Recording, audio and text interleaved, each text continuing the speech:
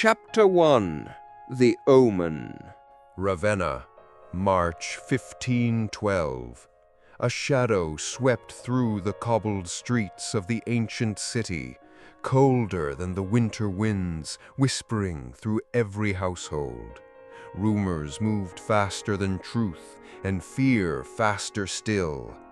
Yet behind every legend lies a fragment of reality, distorted and reshaped into something monstrous by frightened eyes and frantic tongues.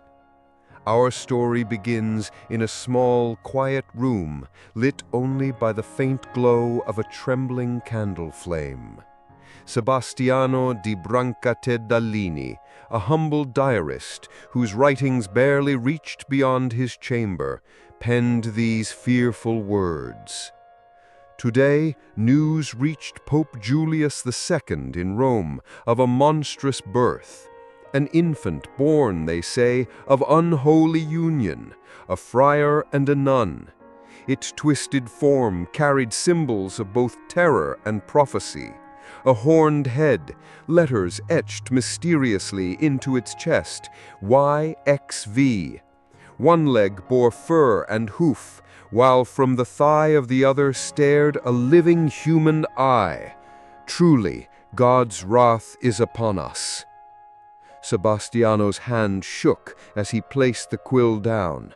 Was it truth or rumor that he recorded? Either way, the news traveled swiftly, its horror resonating deeply in the hearts of those who heard it. 2 days passed before word reached Florence, carried urgently by courier. Luca Landucci, a respected apothecary whose reputation rested on careful observation rather than fanciful exaggeration, examined the parchment bearing the monstrous sketch. His face paled as he studied its grotesque detail. A single twisted horn protruded from its forehead, he later wrote in his meticulous journal. Bat-like wings unfolded from its back, and its body defied natural law. Neither wholly man nor woman, it carried both sexes. An eye glared fiercely from its right knee, and its left foot was that of an eagle, armed with talons.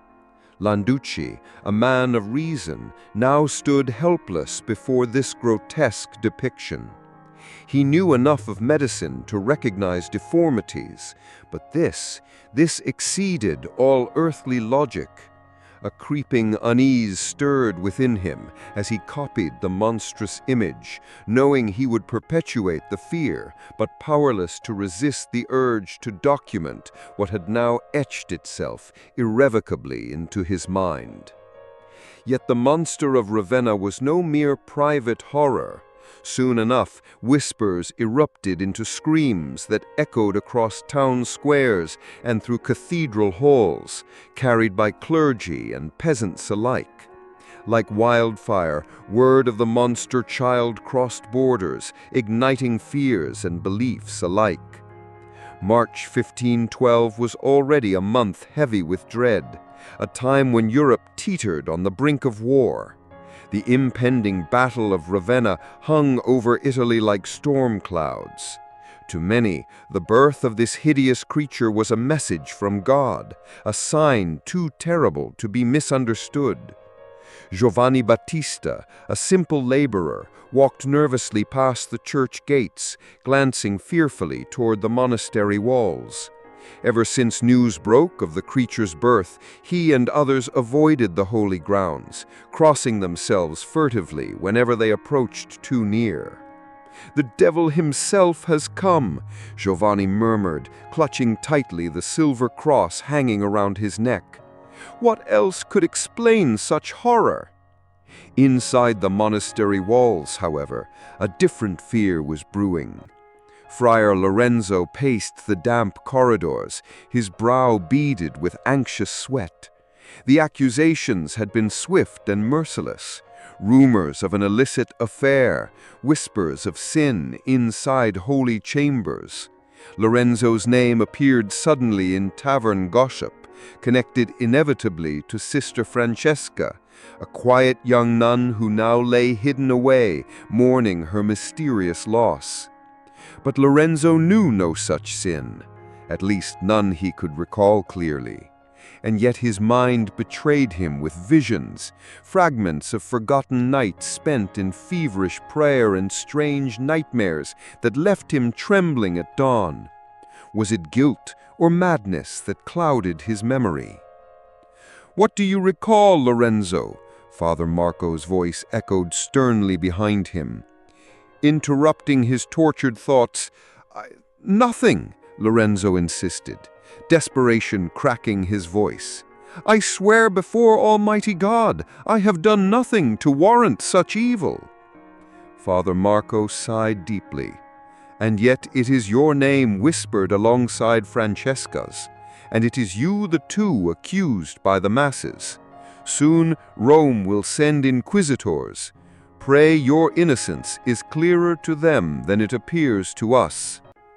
The words fell upon Lorenzo like stones. He sank to his knees, praying fervently for mercy or clarity, whichever God might grant first.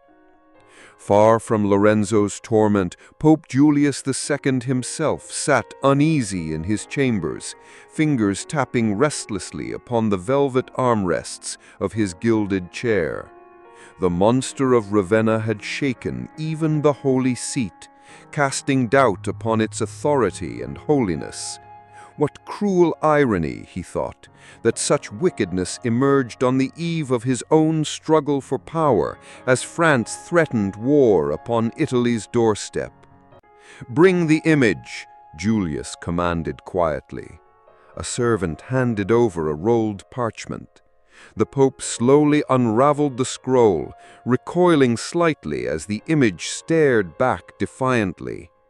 Julius II, a man known equally for his piety and ruthlessness, felt an unfamiliar pang, a chilling premonition that perhaps the image contained a divine warning meant specifically for him. "Is this a sign, Lord, or merely the twisted form of human folly?" Julius murmured softly. In distant Bologna, rumors merged with other bizarre tales. Infants born with multiple faces, strange births seemingly foretelling God's anger toward the sins of mankind. The monster of Ravenna was merely the harbinger of something darker yet to come. Soon, a child would be born there with two faces and a woman's form marking its forehead, another grim testament to humanity's fallen state. Back in Ravenna, authorities sought desperately to quell panic. Acting swiftly, Pope Julius II issued a chilling order. The malformed child, if indeed it existed, was to be abandoned, left to die quietly and anonymously.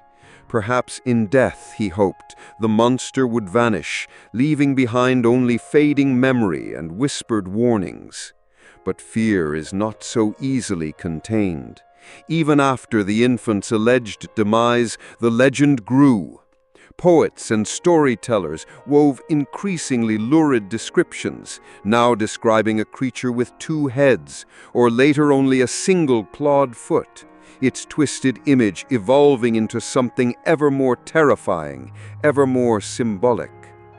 In a tavern deep within the heart of Ravenna, Marcello Pologno recited verses depicting a monstrous child born to foretell doom, drawing gasps from the crowd as his tale expanded into nightmare visions of God's wrath descending upon Italy. Meanwhile, Johannes Multivallis, writing fervently in his chronicle, declared the monster an allegory, its horn symbolizing pride, its wings the flighty thoughts of mankind. The eye on its knee was a grim accusation, he claimed, of humanity's blind obsession with earthly power. To him and many others, the monster was divine judgment made manifest. Yet even as the clergy preached repentance, others saw opportunity in the terror. Political pamphlets surfaced across Europe, accusing Pope Julius II and the Church itself of corrupting innocence and inviting damnation. Protestant woodcuts depicted the monster child as offspring of the Pope himself, born from sinful union inside Florentine convents, a powerful image weaponized to shake faith in Rome's authority. Chapter 2: Shadows of Doubt. The weeks following the monstrous birth brought a darkness heavier than the slow approach of spring. Ravenna, once a city known for its beauty and art, seemed to huddle beneath a veil of suspicion and rumor. What had started as whispers about a single child grew into a chorus of accusation, speculation, and fear. The city's heart, the Piazza del Popolo, became an open-air theater of human anxiety. Merchants kept their eyes low, nuns moved swiftly from shadow to shadow, and every conversation began with a furtive glance over the shoulder. For the monster of Ravenna, though vanished, left behind a city transformed. Sebastiano, the diarist, found himself both observer and prisoner of the growing hysteria. His daily entries turned from quiet commentary to frantic catalogues of the latest gossip. Each night he recorded new details, sightings of black birds perched on church towers, stories of strange noises in the cemetery, and neighbors who claimed to have seen the ghostly outline of the monster slinking through the alleys at dusk. One evening, Sebastiano's friend, the scholar Antonio Rinaldi, brought troubling news from Rome. "The Pope's court is divided," Antonio whispered, his eyes darting around the small candle-lit room. "Some believe the child's birth is an omen, a warning from God. Others fear it is a weapon, an invention meant to undermine the Holy See, to stoke rebellion among the faithful." Sebastiano frowned. "And what do you believe, Antonio?" The scholar sighed. "I believe that men see what they wish to see, especially in times of uncertainty. But I also know that fear is a powerful tool. It shapes actions, and soon, I suspect, it will shape destinies." Meanwhile, in the city's outer districts, Friar Lorenzo's life unraveled with every passing day. The accusations grew louder. The Inquisition, ever hungry for evidence of heresy and sin, arrived in Ravenna under the cover of night, their presence revealed only by the sudden vanishing of certain citizens and the appearance of anonymous notices nailed to church doors. Sister Francesca, too, was taken from her convent. She was not seen again, though her name became a whispered warning, proof, some said, of what happened to those who transgressed divine law. Lorenzo's world shrank to a small windowless cell in the bowels of the monastery. He prayed for forgiveness, for a sign, for any explanation that might clear his name. But the only response was silence, a silence so deep it seemed to swallow hope itself. The city's physicians and scholars struggled to bring reason to bear. Luca Landucci, now reluctantly famous for his description of the monster, tried to distance himself from the growing madness. He met quietly with Dr. Bartolomeo di Fabri, an anatomist from Bologna, who brought with him news of another monstrous birth in his own city. "This one," Bartolomeo said, sliding a crude sketch across the table, "was born with 2 faces, 3 eyes, and the mark of womanhood upon her brow. She survived just 4 days." Landucci studied the drawing. The similarities were unsettling, and yet the differences suggested something else, either a pattern or a sequence of random tragedies exploited for political gain.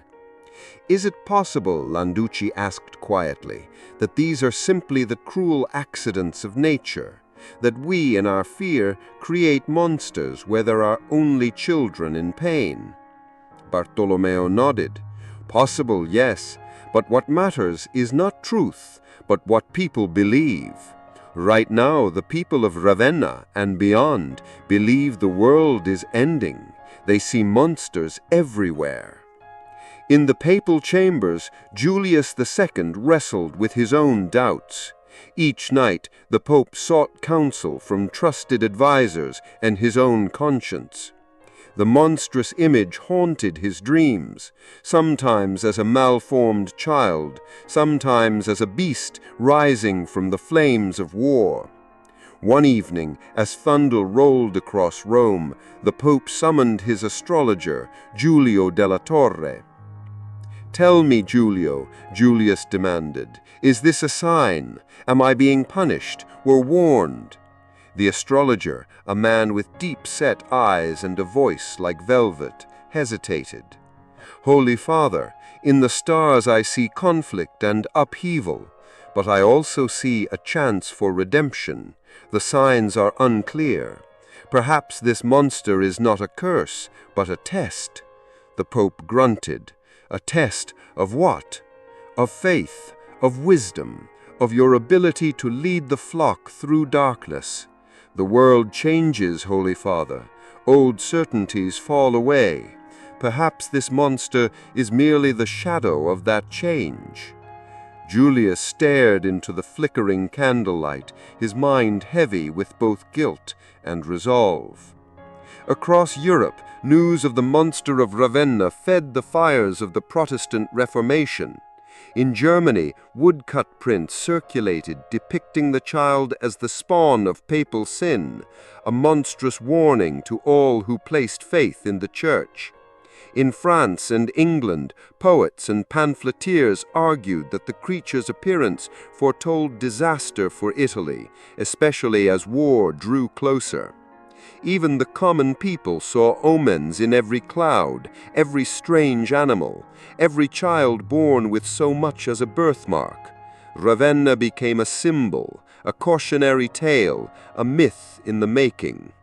But among the chaos, a new player entered the story.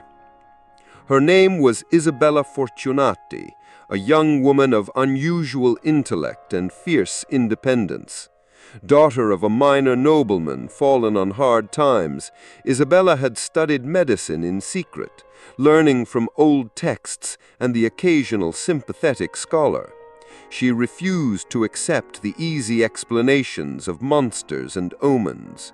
She arrived in Ravenna one mist-shrouded evening, drawn by curiosity and a letter from an old friend. "Come, Isabella.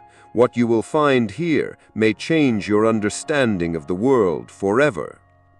Isabella's arrival did not go unnoticed. In a city so on edge, a stranger, especially a woman who asked too many questions, quickly attracted attention. But she pressed on, determined to discover the truth hidden beneath layers of rumor and fear. She began her investigation at the church where the child was said to have been born. The priests offered only platitudes and wary smiles. The midwife who assisted in the birth was gone, her cottage abandoned, its windows smashed. Neighbors claimed she had fled in the night, fearing accusations of witchcraft. Undeterred, Isabella sought out Luca Landucci, who agreed to meet her after sunset in the quiet sanctuary of his apothecary. There, surrounded by the scent of drying herbs and the flicker of lamplight, Isabella pressed him for details. "I do not know what I saw," he admitted, his voice heavy with regret. "Perhaps I only saw what others wished me to see. But there was a child, Isabella, a child who suffered greatly, and for that, if nothing else, I grieve." Isabella nodded. "We must find the truth, for the sake of the child and for all those who suffer under the shadow of fear." Their alliance marked a turning point. For the first time, someone dared to challenge the prevailing narrative, not with fire and accusation, but with questions and compassion. But as they delved deeper, as Isabella began to piece together fragments of testimony and secret letters, it became clear that there was more at stake than the fate of a single child. The monster's story had become a weapon, wielded by unseen hands to shape the destiny of a city, a church, perhaps even all Europe. And in the darkness, something or someone watched their every move. Chapter 3. The Web of Shadows. Night settled thick over Ravenna, turning its winding streets into a labyrinth of half-seen fears. Even the bravest citizens kept to their homes after sunset. Only a few dared to move through the fog, Isabella among them, her mind sharper than ever as she walked the narrow alleys toward Luca's apothecary. Her resolve had grown, tempered by the injustice and suffering she witnessed at every turn. Within the walls of Luca's shop, a quiet revolution brewed. Maps, letters, and sketches lay strewn across the counter, illuminated by the steady flame of a single lamp. Luca, hunched over a pile of medical texts, looked up as Isabella entered. His eyes, once weary, now sparkled with cautious hope. "Isabella," he greeted her, "I've found something. In a manuscript from Venice, accounts of similar births, always during times of war or plague. The monsters change, but the pattern is there. Fear, chaos, and the birth of a beast to explain it all." Isabella nodded, leafing through the old, cracked pages. "It's as if the city itself needs a monster when darkness falls, something to focus its terror and its guilt." Their investigation soon drew others. Antonio, the scholar, risked his position by delivering letters from Rome, fragments of secret correspondence between priests and nobles.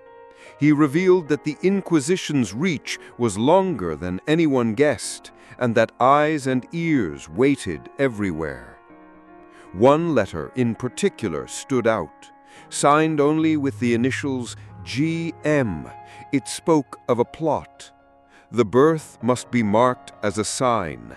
The people's terror is a tool, and with it we shall shape the fate of cities. Isabella's breath caught as she read the words aloud. Whoever GM is, they understand exactly what they're doing. A sudden knock at the door startled them. Luca hurried to extinguish the lamp. In the darkness, Isabella's heart thudded painfully in her chest. Another knock, insistent, desperate. At last, Luca risked a whisper. "Who is it?" A trembling voice answered. "I am Elena.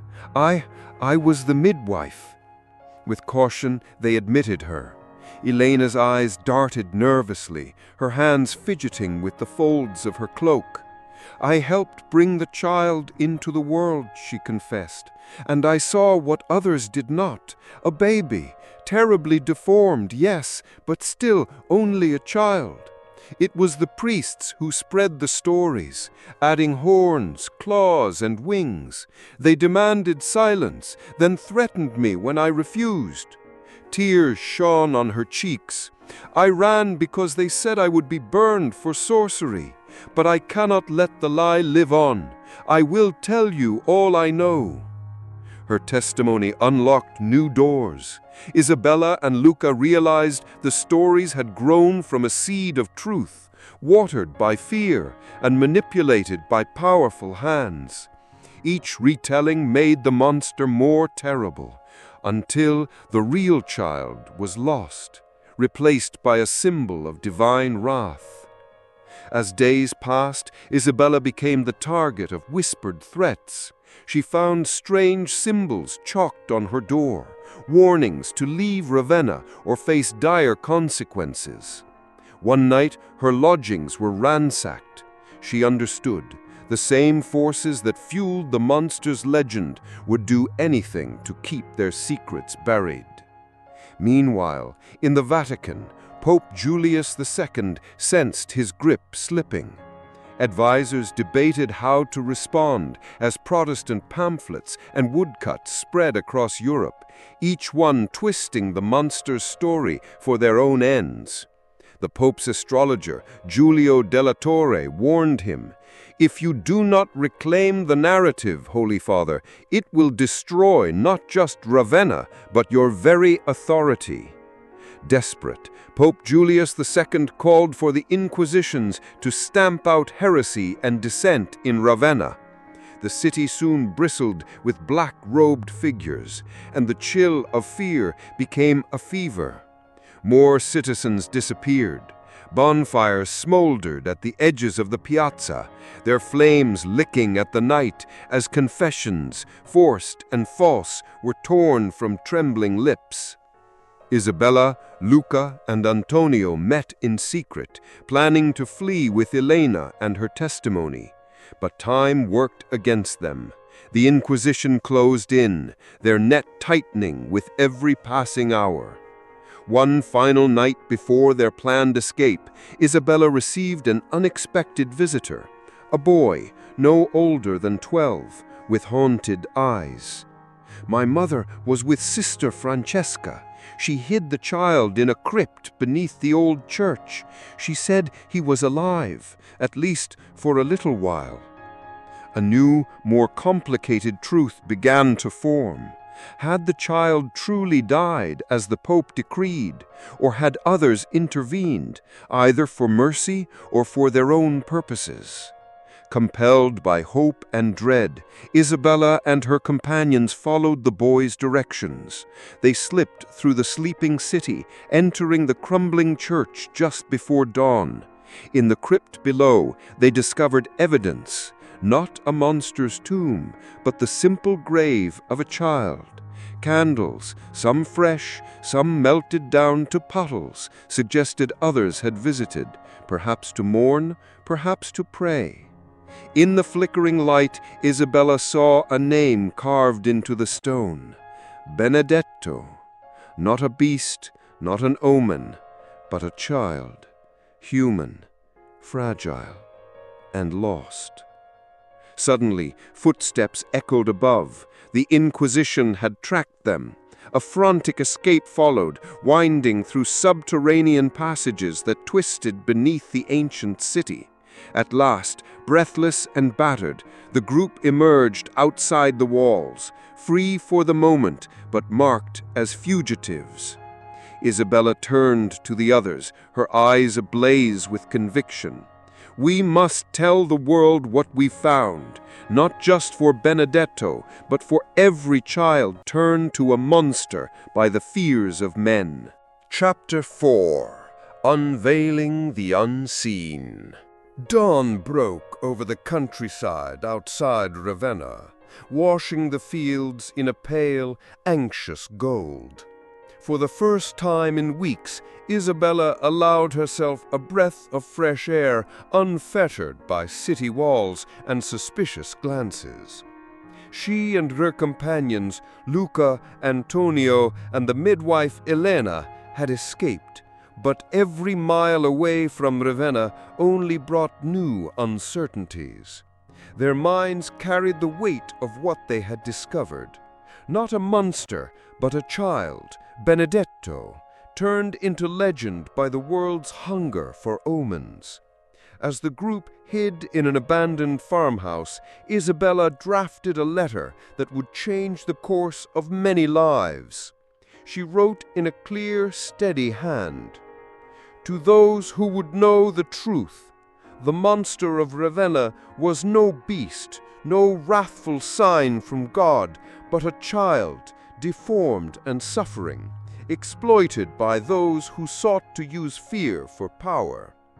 Antonio offered to risk the journey, carrying copies of the letter to scholars and reformers in Florence and Rome. Luca prepared his notes and sketches as evidence, while Elena, her fear now mingled with determination, recounted every detail of the night Benedetto was born. But as Isabella dipped her quill, she hesitated. Would the world believe them? Or had the myth already grown too vast to be undone by a handful of testimonies?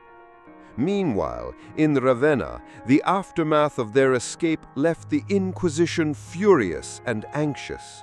Father Salviati, the Inquisition's chief, redoubled his efforts. Doors were broken down, families interrogated, and crypts searched. The church where Benedetto had been hidden became a place of dread, its crypt sealed and guarded by day and night. Whispers reached the ears of those in power. Some believed the fugitives possessed heretical knowledge, others that they had conjured the monster through witchcraft. The shadow of suspicion spread, devouring friend and foe alike. Yet it was not only fear that grew in the city. Seeds of doubt took root. Some citizens, moved by Isabella's quiet courage and Elena's testimony, began to question the church's narrative. A young scribe, Matteo, risked copying their story into hidden pamphlets, spreading the truth in candle-lit corners and shadowed doorways. In Rome, Pope Julius II received conflicting reports.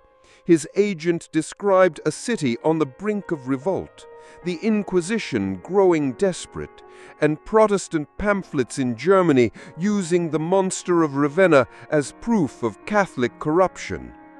The Pope convened a secret council to decide his next move. Some called for more force, others for a public declaration of contrition. The future of Ravenna, and perhaps the church itself, trembled on the edge of the unknown. Back in the countryside, Isabella's group prepared for one last desperate gambit. They would return to Ravenna, not as fugitives, but as witnesses. Antonio, now disguised as a pilgrim, slipped into the city and arranged a secret meeting with sympathetic citizens and doubters. Word spread. The truth would be told at the next gathering in the Piazza del Popolo, the heart of the city. On the appointed day, the square swelled with people. Some came for the spectacle, some for hope, others still driven by anger or fear. The Inquisition watched from the shadows, their agents ready to seize anyone who spoke against the church. But the people's curiosity was a force no threat could easily contain. Isabella, cloaked and steady, took the makeshift stage beside Luca, Antonio, and Elena. Her voice, soft but unyielding, rose over the murmurs. This city has suffered enough from fear and lies. Benedetto was not a monster, but a child, one of us. I have seen his grave, spoken to those who witnessed his birth, and found proof that his story was changed to suit the needs of the powerful. Luca displayed sketches and notes. Elena told her story, tears streaming down her face. Antonio read from the letters intercepted between officials, revealing the deliberate spread of monstrous rumors. A hush fell over the square. For the first time, many saw the church's narrative unravel, replaced by something far simpler and more human. Some wept, others raged, but all felt the trembling weight of truth. Suddenly, shouts rose from the edges of the crowd. The Inquisition moved to arrest Isabella and her companions, but a remarkable thing happened. The people, stirred by outrage and long-restrained courage, surged forward to protect the speakers. A scuffle broke out. Guards were forced back. The fugitives vanished into the chaos, but the message had been delivered. The myth of the monster of Ravenna would never be the same. That night, hidden in a safe house, Isabella felt exhaustion and hope in equal measure. She had not ended the legend, but she had changed it. The truth, once spoken, could never again be fully silenced. Elsewhere, in Rome and Florence and distant lands, her words began to spread. Some denied them, some twisted them, but others listened, and the slow, uncertain work of change began. Chapter 5: Legacy of Shadows and Light. The city of Ravenna awoke to a new world, its dawn broken not by fear, but by the uneasy stirrings of hope. In the aftermath of the great gathering at the Piazza del Popolo, the monster's legend was no longer a weapon wielded in darkness. Truth and myth now warred openly, their battle played out in every household and every heart. Isabella, Luca, Antonio, and Elena remained hidden, sheltered by allies old and new. The people who had once shunned them now left food at their door, shared whispers of encouragement, and risked their safety for the sake of the story. Yet danger had not vanished. The Inquisition, though battered by public defiance, was relentless. Arrests continued, and the city remained tense, as if holding its breath for what might come next. But something essential had changed. Matteo the scribe and dozens like him copied Isabella's words by candlelight, sending the truth to every corner of Italy. In Florence and Rome, scholars debated the monster of Ravenna not as an omen, but as a case study in the dangers of fear and manipulation. In Germany, Protestant pamphlets now had to grapple with a counter-narrative, one that spoke not of divine wrath, but of human tragedy and the cost of superstition. Within the Vatican, Pope Julius II, racked with doubt and aware of the Church's faltering hold, convened a council of his wisest advisors. At last, a statement was issued, not a full confession, but a recognition of the dangers of unchecked rumor and a call for compassion for those born into suffering. For the first time, the Pope indirectly acknowledged that perhaps the greatest monsters were those created by men's hearts. Meanwhile, in Ravenna, new voices emerged, mothers and fathers, midwives and healers, speaking out against the old customs that condemned deformed children to death or abandonment. Elena, emboldened by her survival and the power of her testimony, became a quiet leader in the city's poor quarters, helping others find courage in the face of judgment. Yet not all wounds healed quickly. The Inquisition's chief, Father Salviati, doubled down on his crusade against heresy and chaos. Many innocents suffered before he was quietly recalled to Rome, replaced by a more pragmatic and less zealous bishop. Some families, still terrified by the old superstitions, clung to the monster's legend, blaming it for every misfortune. Change, as Isabella knew, would take years, perhaps generations. For Isabella, the greatest test lay ahead. Would she stay and continue her work in Ravenna, or leave to share her story with the wider world? In quiet moments, she considered the cost of truth, the friends she had lost, the dangers faced, the way her name would forever be tied to both courage and controversy. But she also saw the hope in the eyes of those who listened, the flicker of understanding kindled by her words.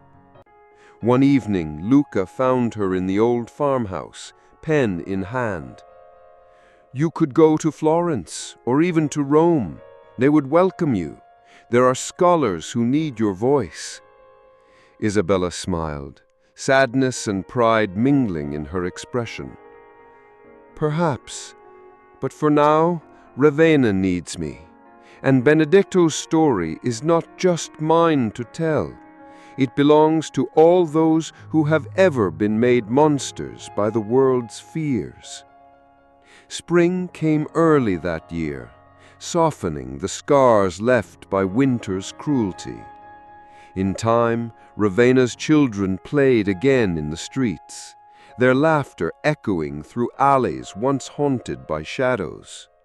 The grave of Benedetto, lovingly tended, became a place not of dread, but of quiet remembrance, a symbol of what can happen when truth and compassion outshine fear. And beyond Ravenna, the story spread, carried in letters and whispered in market squares, retold in pamphlets and sermons and songs. It became less a tale of horror and more a lesson that monsters are often illusions and that the real danger lies in what we allow ourselves to believe. Years later, Isabella would write, "We are all the children of our age, haunted by darkness, yet yearning for light. The monsters we battle are often of our own making, but with courage and with truth, we can learn to see each other clearly and love what we find." Thus ended the tale of the monster of Ravenna, a story born in fear, transformed by compassion, and remembered as a turning point in the city's long and tangled history. But history does not end.